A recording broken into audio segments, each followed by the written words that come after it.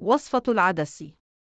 المكونات: 1 كوب عدس أصفر، 2 كوب ماء، 1 بصلة متوسطة مفرومة، 2 فص ثوم مفروم، 1 ملعقة كبيرة زيت نباتي، 1 ملعقة صغيرة ملح، نصف ملعقة صغيرة فلفل أسود، ربع ملعقة صغيرة كمون. طريقة التحضير: اغسلي العدس جيداً. ضعي العدس والماء في قدر كبير على نار متوسطة.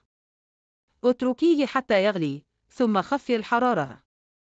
غطي القدر واتركيه حتى ينضج العدس لمدة من 30 إلى 35 دقيقة. في هذه الأثناء، سخني الزيت في مقلاة صغيرة على نار متوسطة. أضيفي البصل المفروم والثوم المفروم وقلبي حتى يصبح البصل شفافاً. أضيفي الملح والفلفل الأسود والكمون وقلبي حتى تمتزج المكونات. أضيفي خليط البصل إلى العدس المسلوق وقلبي حتى تمتزج المكونات. قدمي العدس ساخناً. نصائح: يمكنك إضافة المزيد من الماء إذا كانت ترغب في الحصول على شوربة عدس.